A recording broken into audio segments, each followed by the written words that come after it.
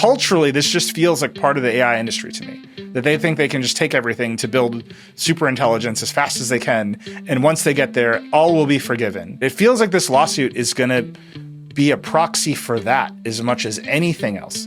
It's pretty crazy reading the wildest claims from the lawsuit. And, also the messages that were being exchanged. Like one of them allegedly accessing, Apple confidential information on a device and then saying, LOL, so funny that I can access this. So yeah, there's a lot there. 900 million free ChatGPT users is not a reflection of anything other than, well, Google search got really bad and this thing will tell you it loves you. It hasn't turned into, we culturally love the products of AI. It's turned into, get this slop out of my face and we're going to boo you at graduation and we're going to come to the town board meetings and say we don't want data centers. And there's some huge gap there. Do you think OpenAI can close that gap? Hello and welcome to Decoder. I'm Nilay Patel, editor-in-chief of The Verge, and Decoder is my show about big ideas and other problems. Today I'm talking with Hayden Field, The Verge's senior AI reporter, about the major trade secret lawsuit between Apple and OpenAI, and what this tells us about OpenAI's future. But now I'm sure most Decoder listeners are familiar with Apple's allegations in this case. The company says a number of ex-Apple employees at OpenAI targeted Apple's trade secrets in job interviews, and even downloaded files from Apple's servers related to hardware manufacturing. The claims are shocking, although OpenAI denies them, and we have yet to see that company's legal response. Hayden has been covering OpenAI for years now, and she talked to a number of lawyers who specialize in intellectual property and trade secret law to get a sense of how serious this case is. And the answer is not entirely positive for OpenAI, which spent more than $6.5 billion to acquire legendary Apple designer Jony Ive's AI hardware startup IO Products back in 2025. Apple is a notoriously tenacious litigant, and we have lots of tech industry history to back that reputation up. But those cases were against companies at the scale of Microsoft and Samsung, giant corporations that could afford the cost and distraction of this kind of litigation. OpenAI isn't yet that kind of company. It's still burning cash, a little strategically adrift as it tries to compete in both consumer and enterprise markets, and it's turning over executives on a regular basis. So Hayden and I spent a lot of time talking about what this case might mean for a company that defined the early part of the AI boom, but which lately always seems to be in a crisis of one sort or another. Okay, Verge senior AI reporter Hayden Field on the Apple OpenAI lawsuit and how the AI industry might change because of it. Here we go. Hayden Field, you're the senior AI reporter for The Verge. Welcome back to Decoder. Thanks. Great to be here. Once again, we're going to talk about OpenAI, Hayden. Once again, it never stops. And we're going to talk about whether OpenAI can maintain focus at a time of great distraction, which seems to be just a theme with that company. Although this time, it's not their own distraction. It's a distraction from out in the world, maybe caused by some of their own behavior. I'm, of course, talking about the Apple trade secret lawsuit. It feels like a big deal. Apple is accusing OpenAI of stealing all kinds of information from that company, even in job interviews, asking people in job interviews to tell them what they know about Apple products. Tell us briefly about this lawsuit and what's going on here.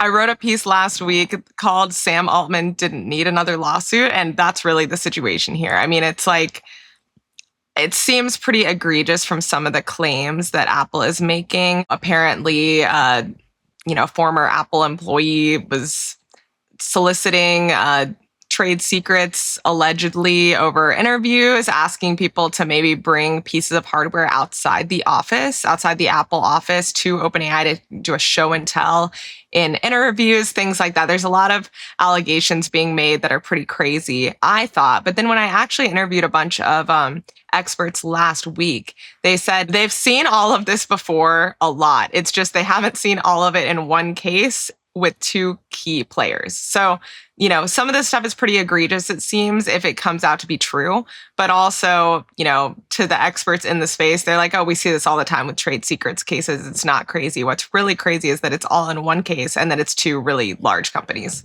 It's really interesting. It's just a pattern, maybe not worth diving into at great length, but in the 90s, Apple pushed copyright law to the limit. They sued Microsoft for allegedly infringing on how the Mac looked and felt with Windows. I will point out that Windows still exists. Microsoft is fine. And then in the 2000s and early 2010s, Apple pushed patent law to the limit, suing Samsung for allegedly violating a bunch of patents with Android and Galaxy phones because Apple felt that they had protected the iPhone. And Samsung eventually paid about $1 billion in damages, and those cases just sort of like went around in circles forever. But I'll point out that Android still exists. Samsung is doing just fine. Apple may have redefined patent law around like 3G and 4G licensing, but fundamentally it did not actually succeed in stopping its competitors with intellectual property lawsuits. And so you go from copyright to patent and now trade secret, which is the third kind of big intellectual property. And Apple's doing it again with OpenAI. And my big question is whether OpenAI can just pay the money the way that Microsoft and Samsung were kind of able to just pay the money. If you look at Samsung, spending $1 billion in penalty fees to get Galaxy phones off the ground and be a major competitor in mobile is maybe the easiest and best investment that company ever made. Right. But I don't know if OpenAI is the same kind of company in the same kind of moment. And it certainly seems like all of the Apple employees that went over to OpenAI maybe pushed the limit too much, right? At least from the story that Apple's telling us right now. It's pretty crazy reading the wildest claims from the lawsuit. And, also the messages that were being exchanged. Like one of them allegedly accessing, Apple confidential information on a device and then saying, LOL, so funny that I can access this. So yeah, there's a lot there. But I've been wondering the same thing. And I think that it really depends on Apple's willingness to be petty or be like super logical here, honestly. And when I interviewed a bunch of lawyers about this, they said Apple is a notoriously tenacious litigant. So, as we've seen in those past cases, but also they really will take things far. They have a lot of money and they're willing to use it.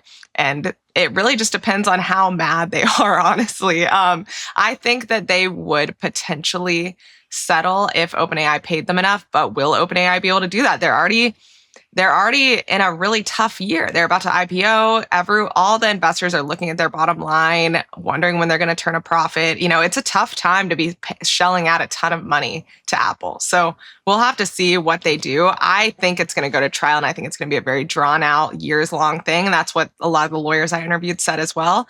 But, I could see a world in which they just figure out a way to get all this money together and pay, and maybe Apple accepts it. In the Samsung patent cases, they lasted forever. And sort of in the middle of it, Tim Cook was at a code conference, and I asked him, what are you doing? Is this accomplishing anything? And he looked at me very seriously and he said, well, we think the fees for licensing standards essential patents are out of whack. And I was like, that is not the reason you're doing any of this, right? Like that's not the point. The point is that you were mad and you wanted to run this lawsuit to ground, and you're going to run this lawsuit to ground no matter what the nominal reason is.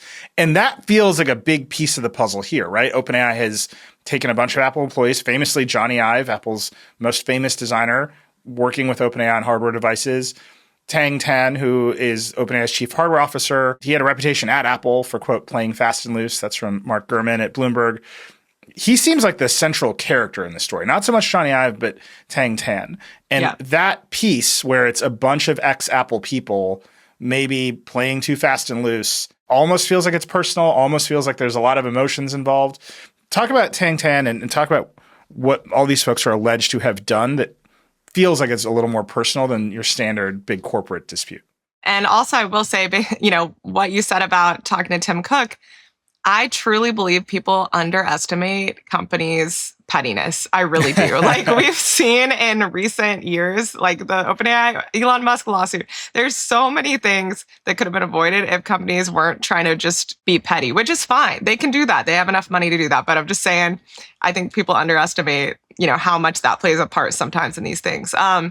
As for Tang Tan, he worked at Apple for 24 years. He was the VP of the Apple Watch. He left in 2024 to work on Jony Ive's hardware company, IO, which obviously OpenAI ended up purchasing. And then OpenAI appointed him as chief hardware officer. So he had a C-suite role at OpenAI. But this is after 24 years at Apple. Now, he apparently, according to Apple's lawsuit claims, it was kind of like the mastermind of a lot of this trade secrets gathering regarding, interviews that he would conduct and ask about like secret code-named projects. And then the person being interviewed would feel like they were able to tell him stuff because, why would he know the name of this project or these details about it if if he wasn't involved also. So they felt they could speak more freely, allegedly. There are other times that, he asked, hey, why don't you bring some batteries or other pieces of hardware outside the Apple office that you've worked on in the past, allegedly, so that we can do like a show and tell, things like that. So it's just very interesting to kind of go through these claims. It just seemed like he really was not worried about what was going to come of this if these claims are true. The other major character here is Jony Ive, Apple's very famous ex-designer who worked with Steve Jobs and all of those famous projects. I would say Ive reportedly has a very testy relationship with Apple. Now that he's left, he's certainly made that clear in various interviews and statements. And he's working with Sam Altman on new devices. He made a video with Sam Altman, which I can only describe as a romantic coffee date, in which they described the phone and the laptop as legacy devices. It was instantly memed, I have to say. The memes were amazing of that video. It's very good. And they shut down like half of San Francisco to make it. I thought Ive calling the phone and the laptop legacy devices in that video was just a straight shot at Apple, right? These are the things that he made, that he revolutionized in many, many ways. And he's like, these are over now. You can say a lot about whether that's true, whether that can come true. I want to talk about that in a little bit.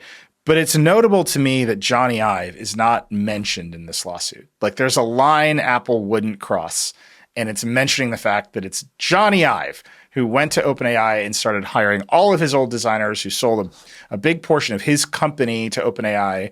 And now they're trying to make hardware and allegedly stealing trade secrets. But Jony Ive, he's not part of it. We're just going to leave his name out of it. Is that because he's too famous? Is that because it's too nuclear? Is it because he's still friends with Laurene Powell Jobs? What do you make of that? It may be more that he knew how to cover his tracks. To me, I mean, it could be that he's too powerful or any of the things you said, but I really feel like it's just that he has other people doing his dirty work for him. I mean, the other stuff in this lawsuit is pretty egregious, and they've found it all. So I'm kind of wondering, if they found some really intense stuff on Jony Ive, would they really not put it in the lawsuit? There's some bad blood between them. I just feel like they would put it in there. I don't know. This is just speculation, but I kind of think it's just when you're a powerful enough role, you don't have to do all this stuff yourself. You just have other people doing it for you, and you also know how to cover your tracks. So to me, maybe they just didn't have anything on him. Or he's distracted designing Ferraris no one likes, or whatever it is he's doing. But he's not in this. And I do think that's notable, because the reason Sam Altman would hire a Jony Ive is to make a credible claim to the next device. Whatever that category of AI-powered device is going to be, you hire the most famous designer to say, I made the iPhone, and I'm going to make this thing. And then it seems like OpenAI also wanted a bunch of Apple's know-how in order to make that thing. What do you make of that OpenAI needed hardware know-how from Apple, or at least Apple alleges that OpenAI needed hardware know-how from Apple to make whatever the next thing is? I think to some extent, whether you're talking about trade secrets or just regular, legal above board know-how from hiring their employees, of course they needed it. I mean, they've seen a ton of hardware and AI crash and burn, and they're trying to not become the next Humane or AI pin or any of this. It's just, it can be incredibly embarrassing to make an AI hardware device in this day and age. I mean, chances are you're probably going to fail miserably and you're going to become a laughingstock. And so if you want to avoid that, of course you need to get the best people on your side. Hardware is hard, as everyone says. So, of course they want to get experts in there that, have experience actually being incredibly successful at hardware. That's not surprising to me. And I think it's a smart decision because, OpenAI has demonstrated in the past, sometimes they don't. This is typical of every tech company. It's not just OpenAI, and also every AI company. But sometimes you're a little bit disconnected from what the consumer actually wants. You roll something out, no one really wants it. Okay. With software, that's a little easier to pivot from, as we've seen from them, deleting their side quests and stuff. They're like, oh, we're not doing this anymore. We're not doing this anymore. We're rolling this into that. With hardware, you can't do that. So it's you better have it right from the get-go. I'm glad you said consumer. I think that brings me to what I think is the heart of the problem for OpenAI, which is they were going to be the consumer AI company. Anthropic famously focused on enterprise. It's been lucrative for them. Maybe that's where all of the money is. But OpenAI was going to take down Google, maybe through Bing, maybe through its own app. They were going to be a consumer company. And the only reason you would make hardware is to go attack the consumer, to go attack the iPhone.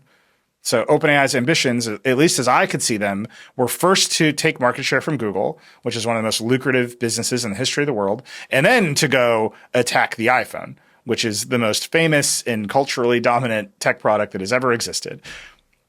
I don't know how they can do either of those things. It doesn't seem like consumers even want these products or want AI at this scale. I don't know where that revenue comes from in consumer. And the college students are all booing AI at graduation. Does OpenAI just need to pivot to enterprise? Do they need to spend their time spinning their wheels at consumer hardware devices before they figure out their business? OpenAI has pivoted so many times internally. And their most recent pivot was that they were going to focus on their key revenue drivers, which are enterprise and coding. They said that a million times. They folded Sora, Atlas, the sexting feature. It feels like years ago, but crazy that was in the past year. Anyway, yeah, they've done a lot of this. And so everyone thought, okay, they're going for it. They're doing enterprise because that's the tried and true moneymaker here, especially in a year that they're going to IPO. To be fair, yes, they had already planned to do the hardware device before this whole pivot and, cutting out the side quests. I guess they can't afford to cut out this potential side quest because they've already spent a lot on it. It's happening kind of no matter what. So now they're just kind of trying to make it as successful as it can. But it is interesting to me because I've only been on the AI beat for 6 years. That is a long time in AI, but maybe I'm missing something. But I just do not see a market when everyone is buying an OpenAI hardware device. I really don't. If I'm wrong, we can come back on here and laugh at my clip from, July 2026. But smart speaker. Okay, maybe people buy it just to be a smart speaker, kind of like, Google Home. That's what I use mine for, basically just a smart speaker. But I think it's going to be one of those things that a few people really, really, really love and that the general public probably does not adopt because it's difficult to get them to adopt anything unless all their friends have it. There's a social aspect. And, you're going to be a laughingstock with green text if you don't have an iPhone, No hate to Android people. I'm just saying, sometimes you don't get added to the group text or something. It's sad. It's sad and it's not right. But, I'm just saying there's got to be some public buy-in if you're going to be adopting a new piece of hardware a lot of times, unless you just love tech, which a lot of people will buy this just because they love tech. But if you're going for the general public, which is what I think they would need in order to make this much money back, I don't know. We founded The Verge at the start of the smartphone boom. And, just thinking back on it, it was never a question of whether people would adopt smartphones. That was obvious. It was obvious to us. Maybe it wasn't obvious to everyone, but we were in it. And the only thing that wasn't obvious was who would win. Right. And after a while, it became obvious that Apple would win.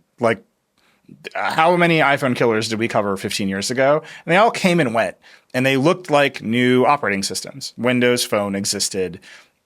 The Palm Pre ran an operating system called WebOS. Android was ascendant. Nokia tried to do its own thing, and then they pivoted to Windows Phone. And at the end of the day, we kind of ended up with iOS and Android. And everything else fell into line. And maybe the whole tech industry hates this and they hate paying the App Store fees. But this feels like that same kind of moment, right? Where OpenAI is going to put out a hardware device. It's going to run its own operating system. Elon Musk is fulminating about Starlink and xAI putting out their own phone, maybe running their own operating system. Apparently in the run up to IPO, they were showing it to people. And I just have really dumb questions that to me mirror the same questions we asked about new smartphone operating systems 15 years ago. Are you going to make a Gmail client? Is it going to have Instagram? Because if you don't have those things, you don't actually get to replace the phone. And if you don't replace the phone, well, I've got the beta of iOS 27 on my iPhone right here. And Siri AI is definitely good enough to just get through the day. Yeah, that's what really gets me here is because the smartphone replaced the dumb phone. So, okay, it's you got to have something way better than the smartphone. Are you going to? Doubtful, but we'll see. But the other thing that gets me here is how many devices OpenAI is reportedly working on. I think what's their lineup they're working on? Reportedly 5 hardware devices, and the like screenless smart speaker is the first one.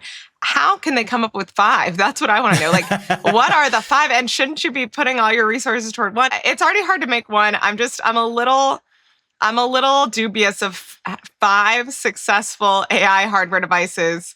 Even one is like a long shot, but 5 is a little bit crazy. I'm sure there's a lot, and some will come and go. The thing that I think about, particularly when it comes to Jony Ive and his approach to hardware, which is familiar at this point. We've watched him launch a lot of hardware at Apple. Ive tends to focus on new input methods for new devices. So the iPod had the click wheel, and that really defined the form and function of the iPod. The iPhone has a multi-touch screen. That really defined the form and function of the iPhone and then the iPad. If you remember the Apple Watch, they launched it with great fanfare about the scroll wheel on the side. I don't know if that came to pass, but they really thought that was a big deal when they launched the Apple Watch. This is Ive's go-to path, right? We find a new input mechanism. We're going to define the product around it. I know exactly what that should be for AI. Right? It's a natural language input. You can just tell the computer whatever you want, and it'll figure it out, and it'll go off and do it for you. But we're however many years into the AI revolution, right? We're 3 or 4 years into this version of it, and it doesn't quite work yet. I think this is why the AI devices keep failing, as you keep mentioning, because you can talk to a humane pin all day and all night, and it will pretend to understand you and then not actually be able to do the things on the other side of it. That feels like the problem in AI right now. There's these flashes of brilliance, and then there's these limits of capability. Where do you think we are in that process of figuring out exactly what it can and can't do? And how do you think that limits a hardware device? We're still in the midst of it. I mean, I personally use AI all the time, obviously, in my personal life to test things out, see what it can do. Month to month, I see how it's improved, at least from my own personal things that I try. It's all anecdotal, obviously, but just the other day, I was trying to look up a lot of addresses of companies because I wanted to kind of like map something out. And I would say like 80%, maybe 60% of the ones that I looked up were completely wrong, just wrong. It made me a whole table. And it was like, yeah, don't worry, all these are definitely correct. And then 60% wrong, I'm like, a lot of these are wrong. They're like, oh, sorry, my mistake. Yeah. So, I mean, I don't know. My favorite. It's like, oh, yeah, you're right. You caught me. So, I mean, obviously, yeah, it's right about a lot of stuff a lot of the time. But what I wonder is there are certain tasks that, as we all know from when we were an intern back in the day, or if we've ever had an intern, there are certain things it's just easier to do yourself if you're not 100% sure the person is going to get it right. And so what I wonder is for a hardware device like this, there are a lot of low stakes things you can ask it and, it'll be fine. But for higher stakes things or things that it's simpler to just look it up yourself or do it yourself even than put it out there when it's going to be a potentially wrong answer. That's what I wonder. Like, is this going to end up like a Google Home type of situation where you're just using it as a speaker and you're asking it what the weather is because it doesn't really matter that much if it's wrong? But as we know, it can only really be super useful if you can trust it with that higher stakes type of question. And so, like saying, hey, what time does Emily's flight get in tonight? Because she's staying with me. This does seem like the core problem. Will there be enough progress? And certainly the industry will claim that they've made great progress on hallucinations. Whether or not that is the lived experience of people who use these products, I think up for debate, but the industry claims they've made great progress here. And then the other piece is, will OpenAI have access to all of your data and personal context to make this useful in an environment with a smart speaker where you can just say whatever you want to it? And that, again, brings you back to, is it going to have a Gmail client? Where's the Gmail client going to run? Are you going to let OpenAI log into your Gmail? So when you ask for flight information, it can go look at it. Or are you just going to default to opening Gmail on your phone and asking it because Google already has it? And this seems like a version of competition that really depends on how comfortable you are handing over all of your data to various AI providers. And I'm just not sure OpenAI is that one. Yeah, the other part of this is that, I mean, obviously this is a vocal minority here. It's not like the majority of OpenAI users, but a lot of people are extremely worried about ads. Anthropic capitalized on that with their Super Bowl ads that were kind of like anti-AI ad. OpenAI has been dealing with that kind of fallout, just trying to say, hey, don't worry, we're not going to influence answers. We're just going to, raise a similar ad underneath the answer. But, it can be unnerving. Whenever I use ChatGPT and an ad surfaces, I'm like, ooh, it just makes me feel like it's less private. It's like, look, it's just a little bit strange. And I feel like everyone gets that kind of unnerved feeling. Even if it's not, affecting the actual answer, it's still like, just kind of reminding you that it's not a space that, no one's trying to sell you something. Someone always is trying to sell you something. So yeah, I don't know. I mean, I think there's already a lot of loss of trust right now in AI labs. If anyone trusted them to begin with, right now it's at an all-time low. We're seeing like the rise of AI populism. We're seeing, lots of death threats against AI CEOs, as the Wall Street Journal covered the other day. There's a lot of backlash, like you were saying about booing AI at graduations. Like we're seeing a huge backlash right now. And I just think it's a strange time to be releasing a public facing, every consumer should buy this AI hardware device. That connects to, I think, just a bigger issue for OpenAI in this lawsuit, which is the AI industry right now is basically built on unauthorized taking. I'm saying that instead of theft because there's a lot of lawsuits. I know our audience wants me to just call it theft, and maybe it is theft, and maybe we can just say that when we get to the end of the road of 10,000 different lawsuits. But that part of the AI industry feels like we have to studiously ignore it, right? There's $1 trillion question over whether training data is fair use or not that is as yet unresolved. And we can just go down the list of lawsuits where all of these companies have to defend themselves about training data. And if they lose any one of them, maybe this whole industry cost structure falls apart, right? Like the inputs to AI right now are free. They just took the internet and they took all the books. We just saw Suno, as a result of a hack, had to basically admit that it had scraped all of the music off of YouTube illegally, right? Like they just didn't have permission. And I think YouTube feels a certain way about that. And certainly the artists on YouTube feel a certain way about that. Here's Apple saying OpenAI also took our hardware designs and our manufacturing know-how. They didn't have permission for that either. Those are our secrets. They hired people and they concocted this scheme to take all of that stuff without permission. Again, culturally, this just feels like part of the AI industry to me, that they think they can just take everything to build super intelligence as fast as they can. And once they get there, all will be forgiven. But the public doesn't seem to like it. Certainly artists and writers and musicians don't seem to like it. And now Apple doesn't like it. It feels like this lawsuit is going to be a proxy for that as much as anything else.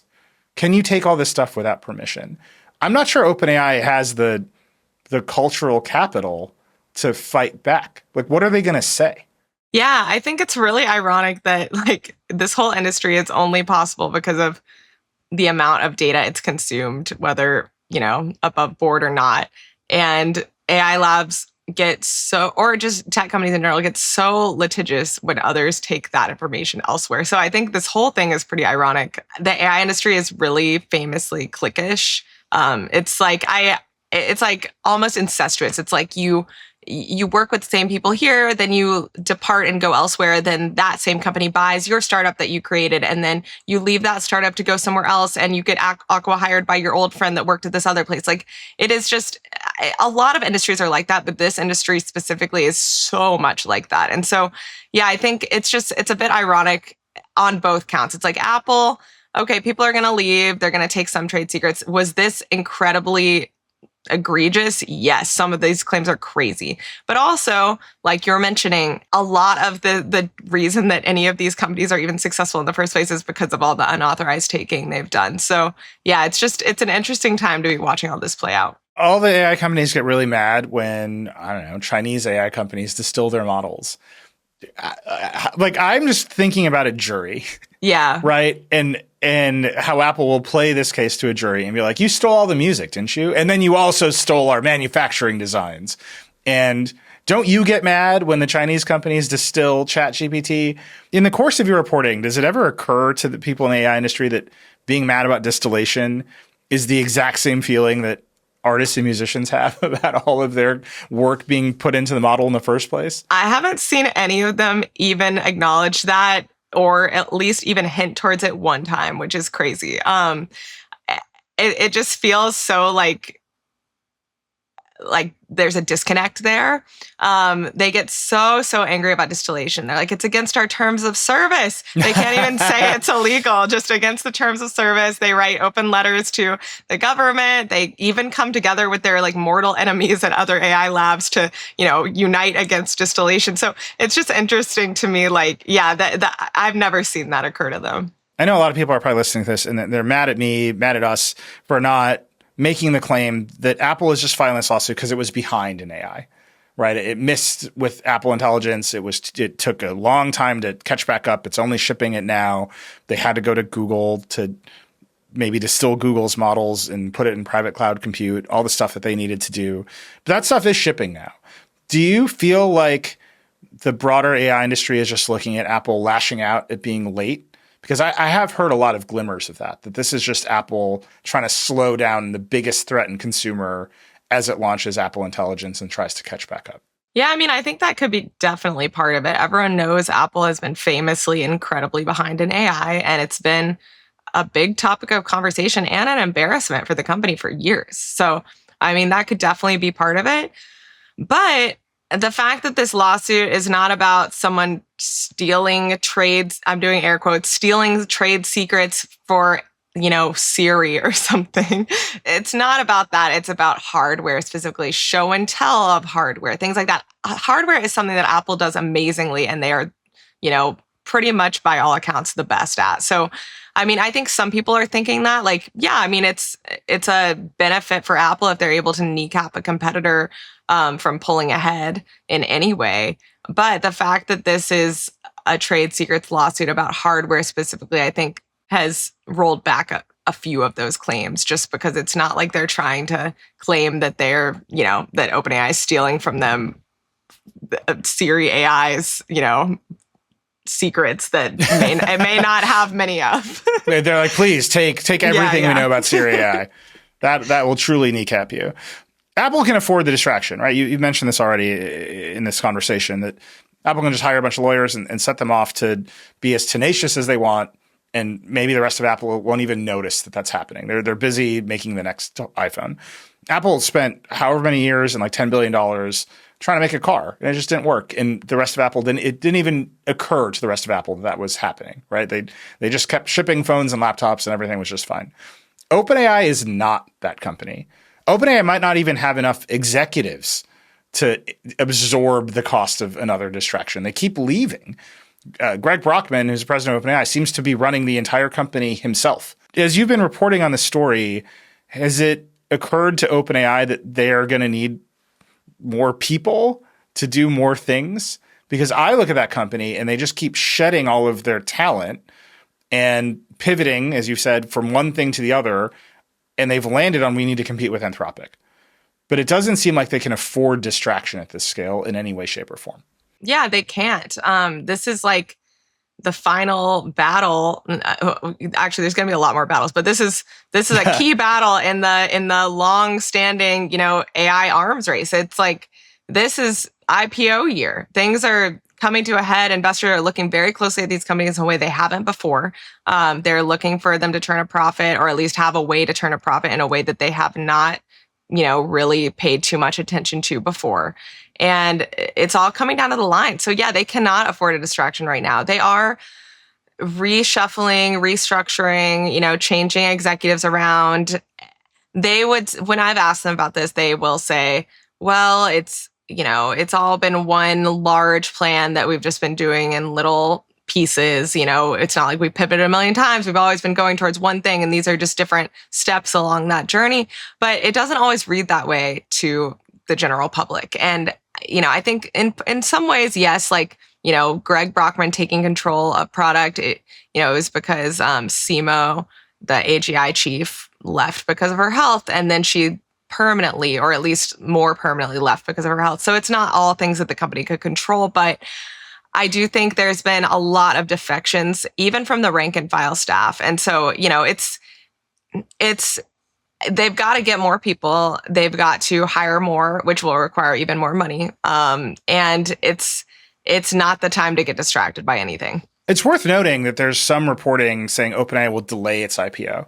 And as you and I are sitting here speaking, SpaceX's stock price has dipped below its IPO number. These mega IPOs they're in some kind of danger, right? It might not be a good idea to do this, especially if you don't have the revenue or the profits, more importantly, to back it up. Do you think there's some risk that this lawsuit is the straw that pushes OpenAI to delay its IPO?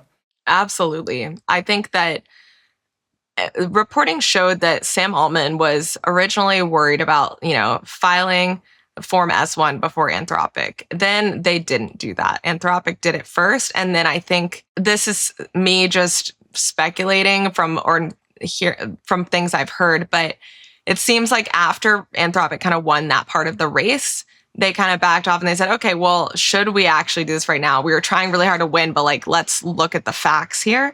And that's why they said, okay, it might be early next year, it might not be this year. And that was before Apple's lawsuit dropped. So now, of course, I'm sure they're thinking, okay, should we delay it even more? Especially because there's no way we're going to beat Anthropic to market.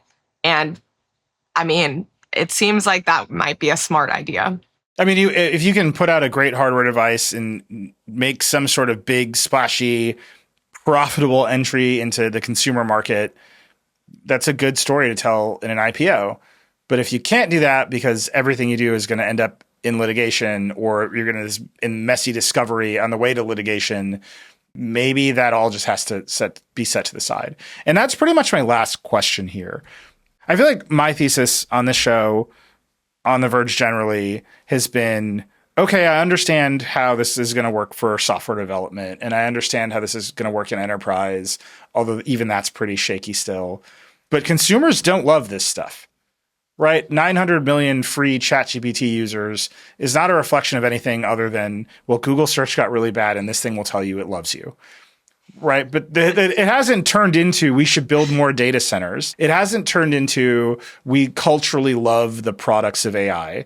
It's turned into get this slop out of my face and we're going to boo you at graduation and we're going to come to the town board meetings and say we don't want data centers.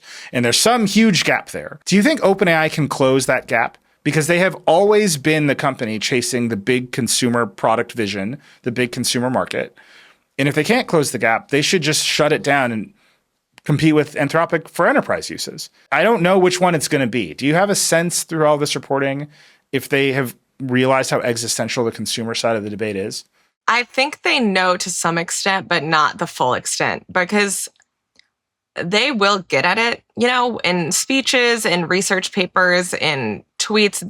They have some PR lines where they will acknowledge that this is a thing, but I just don't think they realize how deeply this crevice goes. The gap is so wide, and I don't see them being the only company to close it if it's ever going to be closed. People are extremely worried about so many things when it comes to AI, and they're very emotional about it. It's not just logic. I think if it was just a logical gap, some people logically think it's not good, some people logically think it is good. I think they could probably close that. But when emotions come into play, no, I don't think that they will be able to fully bridge that gap. I mean, for me, when I became an AI reporter 6 years ago, none of my friends really knew or cared what I wrote about. That was fine. It was really niche, whatever, Now, and not even just now, I mean, starting 4 years ago, it would come up at the bar, at the club. I'll be walking down the street, someone's asking me about it, and they don't know I'm an AI reporter. So when they learn I'm an AI reporter, even more so. But just randomly, this is coming up for people making them extremely emotional. So yeah, I just don't think this is going to be the company to bridge that gap. Again, I think we'll see what happens with the hardware of it all. If you make it super useful, a lot of people I've been seeing, TikTok creators on other platforms kind of trying to change the narrative here, saying, hey, don't get left behind, learn how to use this stuff. And it's something that it can be valid, but the way that they're framing it a lot of the time is more, oh, it's such a high learning curve. You must learn how to use it before it leaves you behind. It's not that high of a learning curve, I mean, it depends on how you're using it, but you know what I mean? Sometimes it is, yeah, if you're using codecs and doing all sorts of intense vibe coding, yes, of course it is. But if you're just chatting with a chatbot, it's really not a high learning curve. I personally believe all that algorithmic social video content is AstroTurf. That's just me. That's a conspiracy theory. We're going to leave that aside. I do want to pitch you a video series called Hayden in the Club, where you just go to the club and talk to people about AI. I would love to do that officially instead of just having it happen to be unofficial all the time. It's been a long time since I was in the club. That was not what the club was like when I was younger. Things have changed. Hayden, this has been great. I have a strong suspicion you're going to be back on this show talking about this lawsuit and OpenAI for the rest of this year. We're going to have you back very soon. Can't wait. Thanks. I'd like to thank Hayden for joining the show. She's always great. I'm sure we're going to have her back as this lawsuit continues. I'd also like to thank all of you for listening. I hope you enjoyed it. If you'd like to let us know what you thought about this episode or really anything else at all, drop us a line. You can email us at decoder@theverge.com. We really do read all the emails. Or you can hit me up directly on Threads or Blue Sky. If you like Decoder, please share it with your friends and subscribe wherever you get your podcast. We'll see you next time.